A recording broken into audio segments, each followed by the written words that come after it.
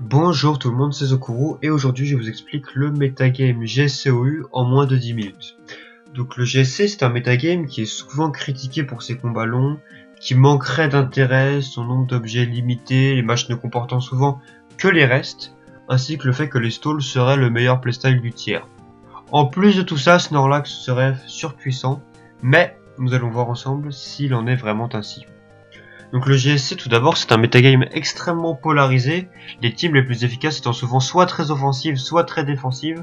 En effet le momentum qui est l'élément le plus important du jeu en stratégie quel que soit le tiers, l'est encore plus en GSC à cause de la notion de rest loop, dont la définition s'affiche en ce moment à l'écran. Donc ça rend les teams moins agressives ou moins capables de tenir sur la longueur extrêmement fragiles. En effet, tandis qu'une team offensive capitalise son momentum au moment de son team building pour l'investir massivement dans les premiers tours d'une partie, et qu'une stall reprend petit à petit le momentum de sa nature et de celle des teams offensives qui tendent à perdre le momentum au fur et à mesure de l'avancée d'un match, une team qui se situerait entre les deux serait tout bonnement broyée par la team offensive n'ayant pas les outils défensifs nécessaires pour la tanker, et n'aurait pas les outils non plus pour battre le stall, ce qui la rend absolument inutile, et il est idiot d'envisager jouer une team qui ne serait ni trop offensive ni trop défensive, et qui serait un mix entre les deux. On peut donc distinguer plusieurs types de stratégies que je vous affiche en ce moment à l'écran. Donc la Boom Offense, la Spike Offense, la Stall Turbolax et la Spike Stall. Alors il y a évidemment d'autres stratégies possibles, mais pour l'instant nous allons rester dans des archétypes assez proches de ce qu'on peut trouver dans des générations récentes. Et on verra plus tard dans d'autres vidéos quels sont les autres archétypes jouables en GSC. Et quels sont les gimmicks forts, les gimmicks qui le sont moins, etc. Pour l'instant, restons dans du classique. Donc commençons par parler des stalls, puisqu'il faut bien commencer quelque part, et que l'unique raison de l'existence des offenses, c'est d'essayer de passer les stalls. Donc nous allons commencer par étudier ces dernières. Donc à gauche, un exemple de Spike Stall. L'unique outil offensif de la team étant sa rangée de picots, qui empêche l'adversaire de switcher à l'infini, le forçant donc à dépenser des PP et à tenter de mettre vos 6 Pokémon KO, ce qui n'est pas une tâche aisée, votre stratégie étant de faire en sorte qu'il n'y arrive pas avec les ressources en PV et en PP que sa team lui offre. Et de la stratégie, c'est donc qu'il finisse par perdre tout son momentum, ne soit plus capable de menacer vos Pokémon et perdre inéluctablement la partie. On peut donc assimiler cette stratégie au hard stall de nos générations récentes. La stall Turbolax, donc qui se trouve à droite, est une stratégie un petit peu plus offensive. Son objectif étant de saper le momentum adverse en utilisant la nature de la team qui est donc une team stall.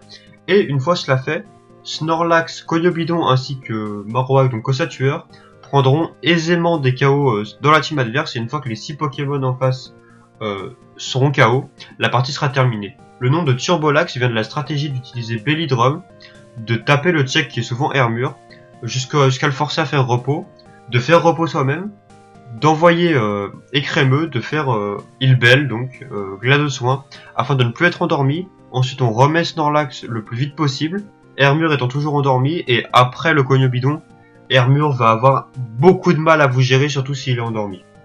Donc c'est l'équivalent de nos semi-stalls actuels, et c'est aussi très très fort contre les hard stalls dont j'ai parlé plus haut. En ce qui concerne les offenses, il existe deux modèles. Donc le premier à gauche est basé sur le luring par explosion. Il faut donc exploser sur tous les contres à votre late game sweeper et gagner avec ce dernier. Donc il n'y a rien de bien compliqué. La couverture défensive est minimale et elle est assurée par des Pokémon très peu passifs. Donc ici Vaporeon, donc je ne sais plus le nom en français, Aquali doit gagner. Donc Steelix va exploser sur Suicune. Cloyster va exploser sur les Starmie qui ont Fatal Foudre. Executor va exploser sur Zapdos. Et Zapdos va paralyser Raikou. Et donc c'est l'équivalent de nos achats. On joue tout le plus vite possible. On essaie de gagner le plus vite possible pour ne pas perdre son momentum. Et le match est plié très très rapidement, surtout avec Explosion qui met vos propres Pokémon KO. Enfin, même si toutes les offenses possèdent les picots, certaines en font un point crucial de leur stratégie, comme sur l'exemple qu'on peut voir à droite, donc rien de bien difficile. Nidoking profite beaucoup des spikes, enfin surtout du spike puisqu'il n'y a qu'une seule rangée en GSC. Tyrannosif et Armure en abusent avec Hurlement et Cyclone, respectivement. Elector et Ronflex forcent des switches et offrent une base défensive excellente couplée aux deux Pokémon susdits. Et c'est l'équivalent de nos bulky offense actuels où on va se baser sur des dégâts résiduels en plus de Pokémon qui tapent très fort, ou modérément fort mais assez fort pour faire quand même des trous, sur la team adverse, tout en ayant une backup assez solide défensivement. Comme nous l'avons vu, donc en conclusion, le GSC partage beaucoup de points communs dans sa forme de metagame avec les générations les plus récentes, mais le GSC pousse à l'extrême les bases du jeu.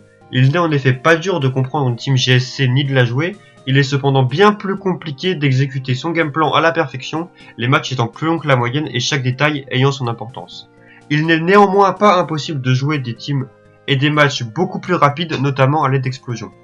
Vous remarquerez que je n'ai pas beaucoup parlé de Snorlax dans cette vidéo, puisqu'il fera l'objet d'une vidéo rien que pour lui, mais vous avez noté sa présence dans 4 équipes présentées, ce qui montre bien évidemment sa puissance dans le tir étant donné que c'est le meilleur Pokémon. Sur ce, à la prochaine et portez-vous bien.